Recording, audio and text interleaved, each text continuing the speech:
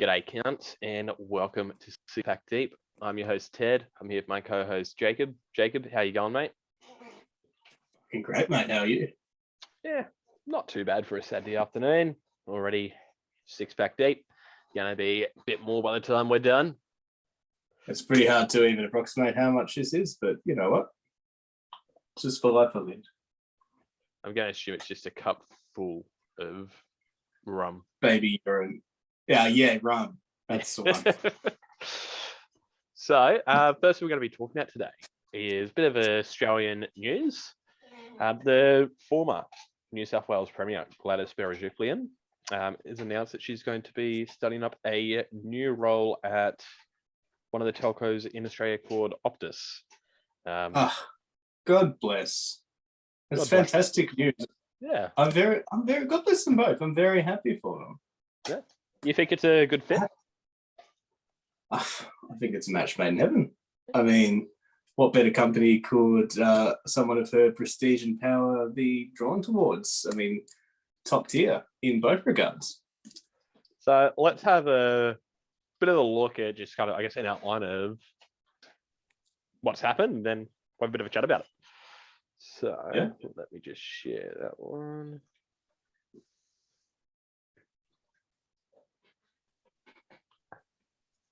So as we can see, Berejiklian appointed to senior executive role at Optus, despite an ongoing ICAC investigation. So for people listening that don't know, ICAC, it's like a independent corruption investigation unit within, I believe, the New South Wales government, or maybe just like the New South Wales justice system. But I believe it's the actual, like, an independent body, but it's like part of the government itself. They've got the ability to investigate.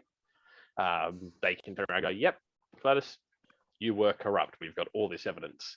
But they don't have the ability to convict her. That's my understanding.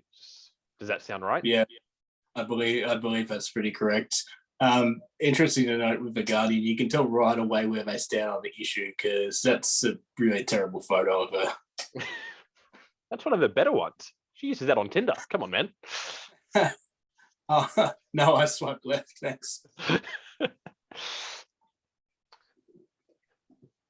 So she's been appointed by Optus to a brand new role that they've created for her, which is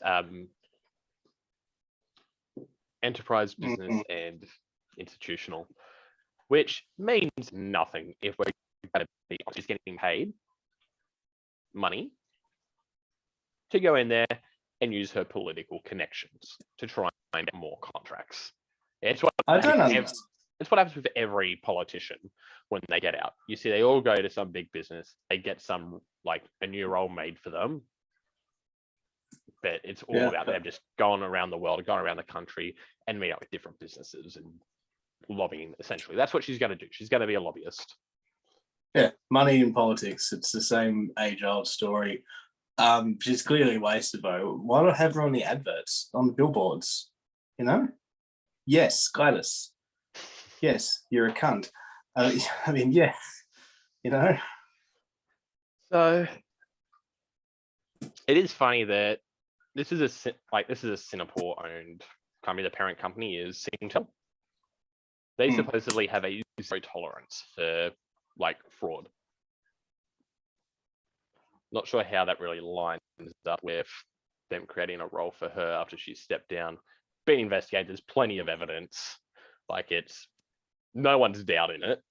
That's actually paid any attention. No one's doubting that she was corrupt and that she. Well, I mean, from involvement with a relevant entity, I'll say, I've witnessed people being fired for fraud. I've also witnessed people not being fired for fraud, and it's been a very, it really depends on the person. So to say zero tolerance to such a definitive degree is just. But it doesn't really come down to the person. It comes down to the sales, how much money they were making, at least from what we saw. Oh, definitely. That's not a principle. If you were making sales, even though half of them were illegitimate, you could get away with whatever. If you weren't making sales and you did the same thing, they'd boot you out the door. And we can't say this. We can't even really say we're talking about a specific company because we're not. It's it's just we're not. But like we said, this is just a topic that just hits close to home. But we're not talking about a specific company. We definitely wouldn't recommend that you look at changing providers if you're with said company. No, that would just be beyond the pale, really. Yeah. Anyway, yeah. So going back to it, so she resigned as Premier of New South Wales back in October after the New South Wales Independent Commission Against Corruption. ICAC stands for I was close, not real, somewhat close. I didn't pick you up on that. It was announced that it was investigating whether she broke the law by failing to report matters that she suspected on reasonable grounds concerned or may concern corrupt conduct by her ex-lover, the former Wagga Wagga MP, Daryl Maguire. Now, it's not just that she had reason to think it, she was a part of it. There are phone calls that were recorded where they start talking about it, and she goes, whoa, I should not be hearing this. But you are. Interesting. See, again, like you're a lot stronger on Australian politics than I am, so this is news to me as well. And it all had to do with like land grants and whatnot. I think it had to do with like an airport that was going to be announced. I could be slightly off on the exact particular about what the land was being used for, but yeah. And Daryl Maguire was an MP, also like had something to do with property development and whatnot, so he stood to gain a fuck ton of money by getting in early and forcing her to push things in the favor of where he was wanting the sale to go, essentially. Yeah. So, and it happened well before it was caught. So it's not just, oh, this just happened, they didn't give me time. You had plenty of fucking time to self-report. No inclination, nothing to actually force the hand and to make her think it, she should do it. No morals, just convenience. This next bit just, it's perfect. She has consistently denied acting improperly during her relationship with Maguire, saying when she resigned, I state categorically that I've always acted with the highest level of integrity. Wasn't she cheating on her husband with him? No. Okay, is that right? No, she wasn't married. Oh, okay. I'm thinking. Yeah, I'm not going to lie and say that she was married, and no, she wasn't married. No, I was thinking it was a different one. But so we've got this issue with the corruption again with someone that she was seeing, and making deals to help them make a profit. There's also the issue of the funding for the CFA, or New South Wales Firefighting Services, which resulted in them not having all the equipment and training and resources that they should have had when the fires happened in 2019, 2020.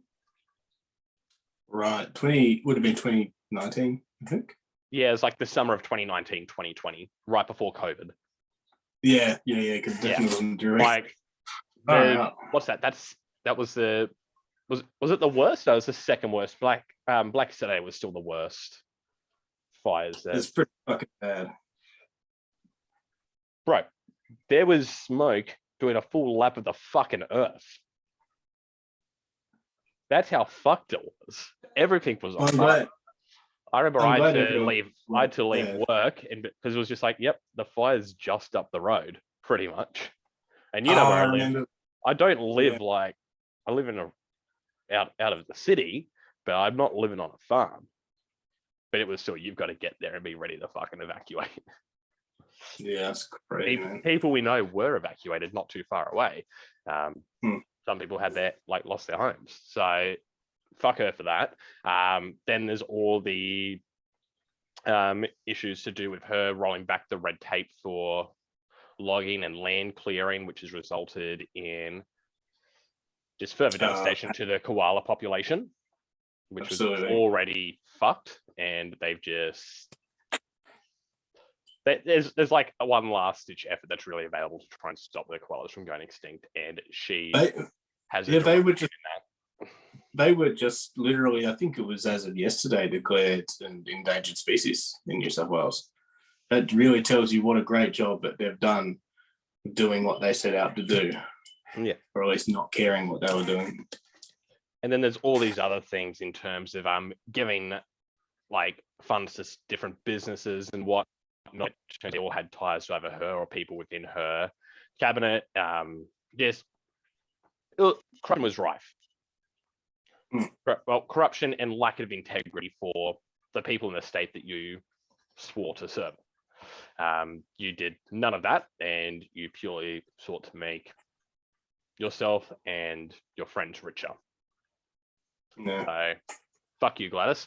But anyway, so Berejiklian said on Friday she's excited and proud to join an organisation that impacts the lives of millions of Australians every day and prides itself in providing outstanding customer service. I'm just going to say this. Do I see someone that would give fantastic customer service, Jacob?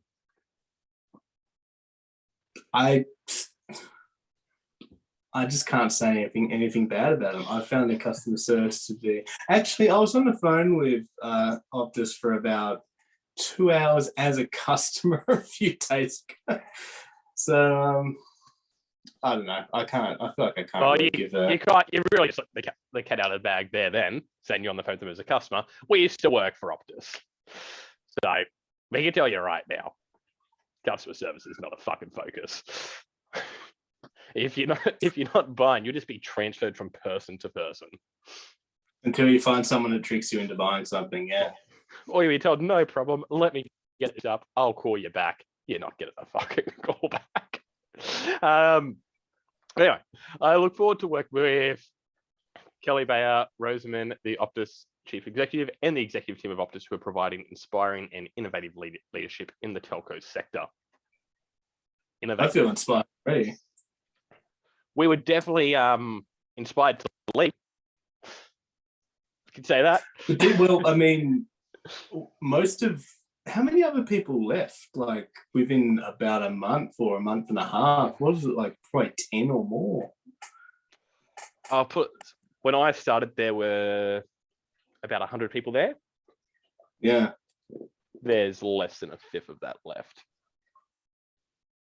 And they're not even looking to replace them, I guess, by the sounds of it. So what's going on there?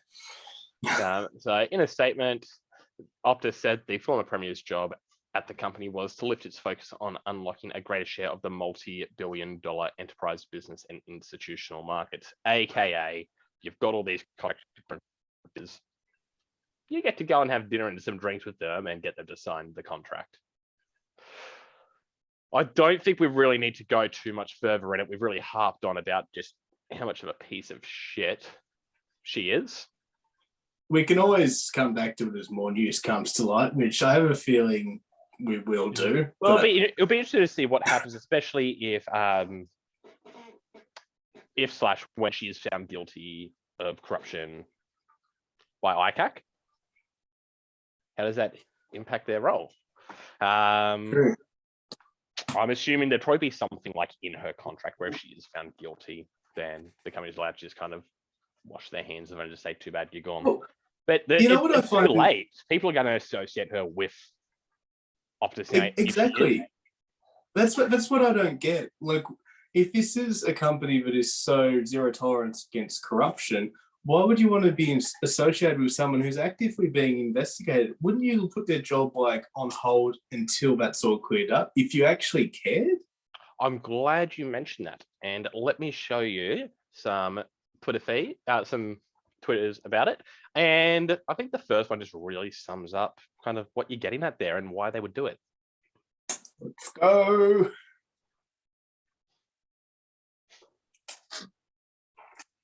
Gladys Berejiklian being gifted an Optus executive position has nothing to do with New South Wales choosing Optus for its telco services. Yeah, right. And this article is back from 2018.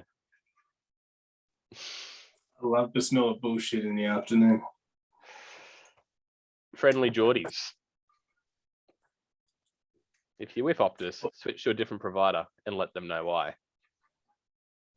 I was wondering if he was going to actually pick this up. I hope he does a video. That would be something I'd be pretty keen to see. 100%. If you want to find out more about everything that's happened with Gladys, because we're not doing it justice, look up Friendly Geordies. He's got a ton of videos about the whole situation, not just with her, but also with her deputy Premier, John Barilaro. So there's a number of different videos that you can watch and get just educated on all the fraud and corruption and just sheer incompetence that occurred within that cabinet. You won't regret it. I can promise you that. But I've got to say, my favorite one, shout out to the Chaser.